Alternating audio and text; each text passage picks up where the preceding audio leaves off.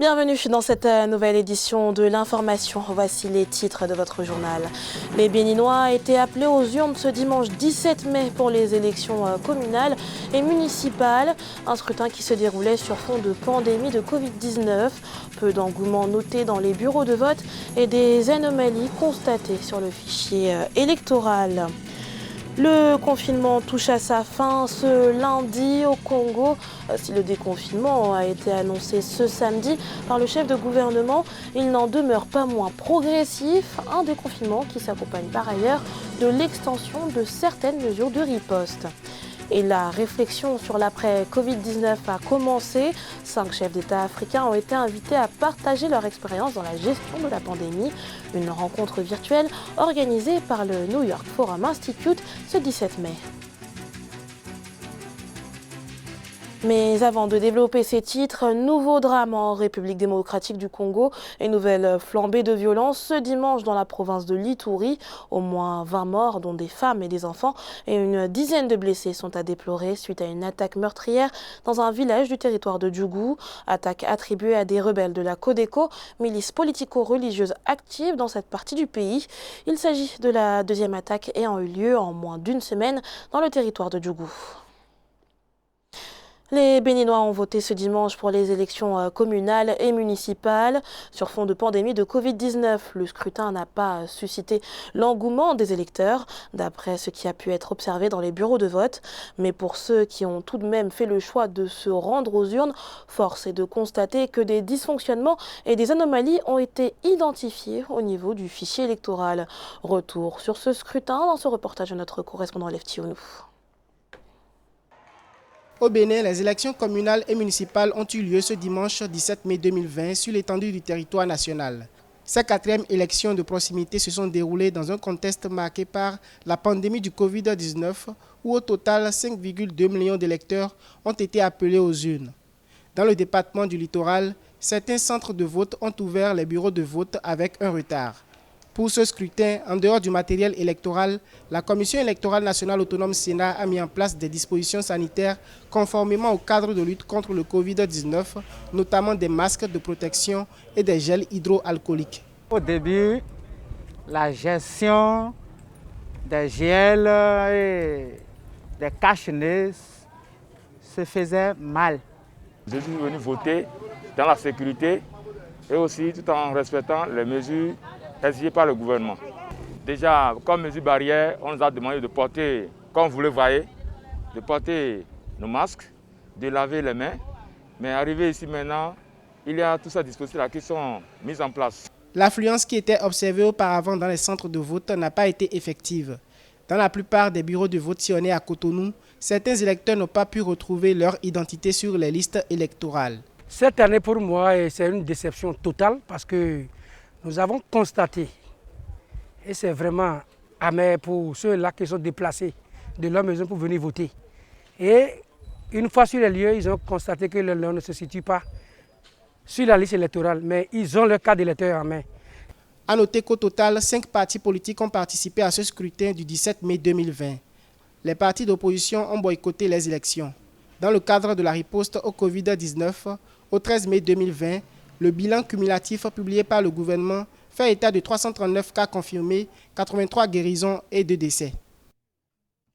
Le Congo entre en phase de déconfinement ce lundi. Les Congolais peuvent de nouveau circuler librement sur l'étendue du territoire national et ce dès aujourd'hui.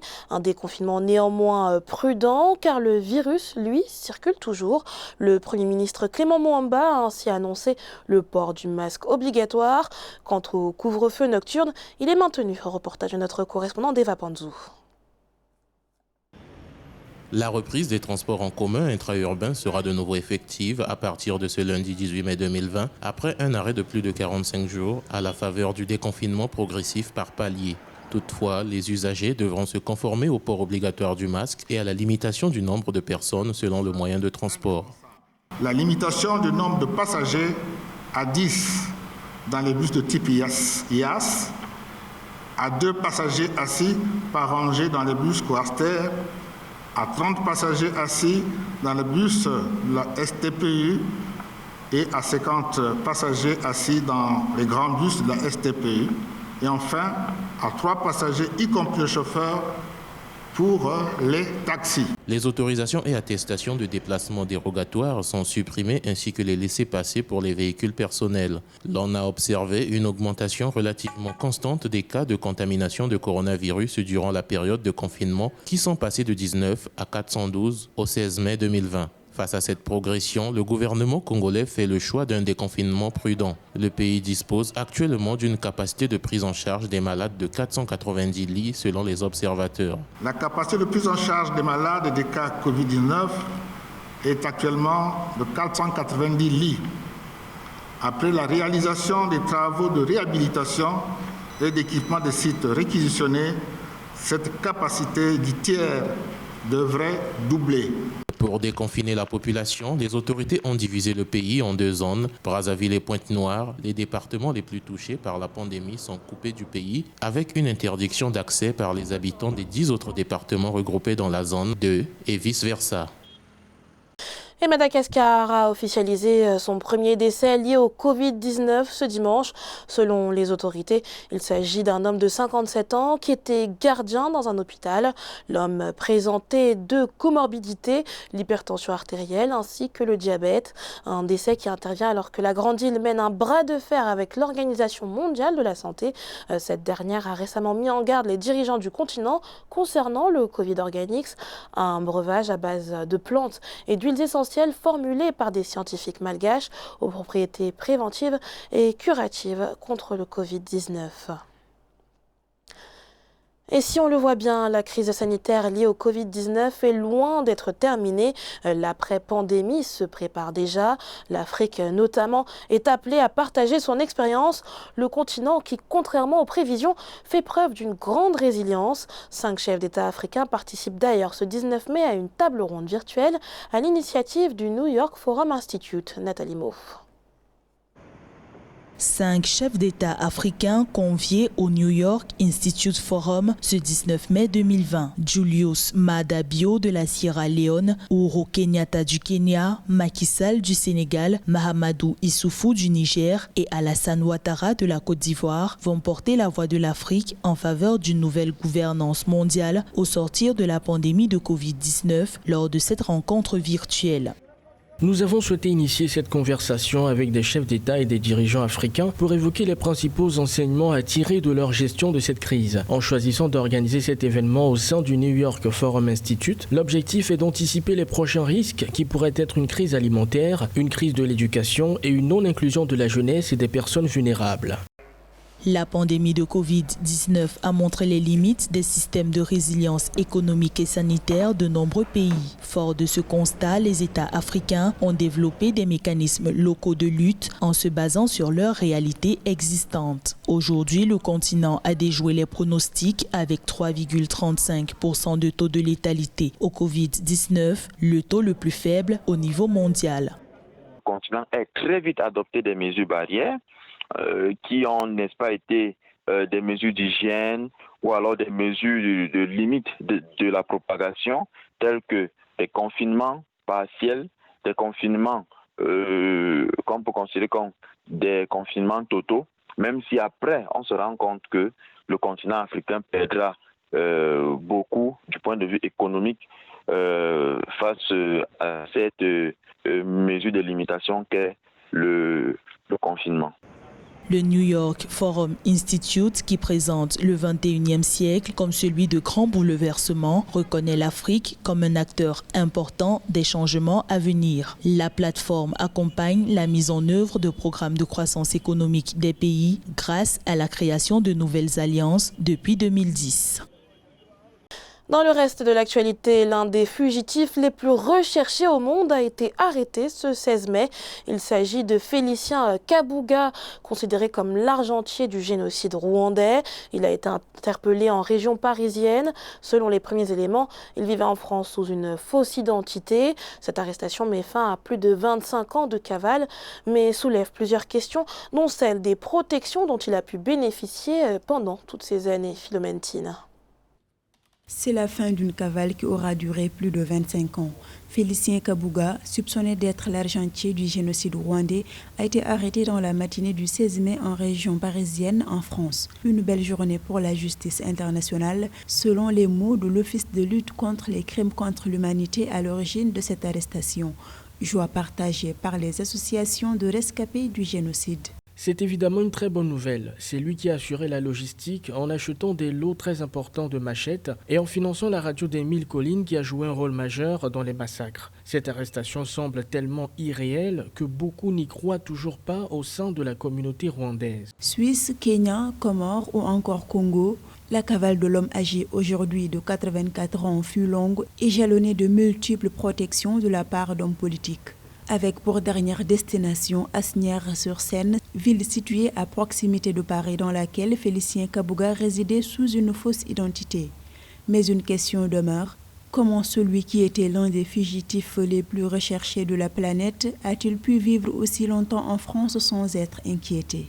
Une zone d'ombre sur laquelle plusieurs observateurs demandent à ce que la lumière soit faite. Depuis la fin du génocide perpétré contre les Tutsis au Rwanda, Kabuga est passé par le Zaïre de l'époque, le Congo actuellement, et a commencé sa cavale en passant par la Suisse, ensuite par le Kenya, etc. Voilà qu'on arrête en France. Je ne vois d'autre explication que le fait qu'il ait bénéficié de beaucoup de complicité. Alors la France, ça c'est une surprise parce qu'on n'imaginait pas vraiment qu'il était en France. Félicien Kabuga est pour rappel accusé d'avoir créé les milices inter-Rahamway, principaux bras armés du génocide de 1994 qui fit 800 000 morts d'avril à juillet. Le fugitif doit désormais être rapidement présenté au parquet de Nanterre en vue de son incarcération. Son arrestation devrait ensuite ouvrir la voie à un procès devant le mécanisme international de la haie. Le 16 mai, jour de devoir et de reconnaissance au Mali, c'est en effet le 16 mai 1977 que disparaissait Modibo Keïta, premier président de la République du Mali. Celui qui dirigea les pays aux premières heures de l'indépendance est considéré aujourd'hui comme une icône du panafricanisme.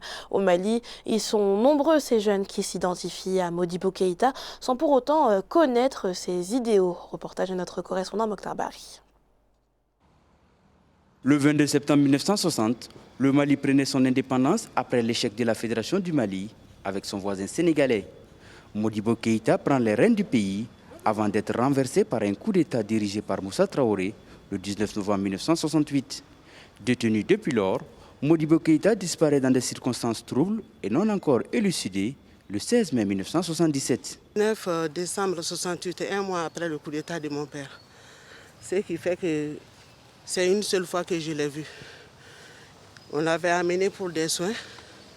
J'ai été le voir au Kampara de Djoukroni avec ma mère et ma grande sœur, paix à son âme, Hawa Keïta.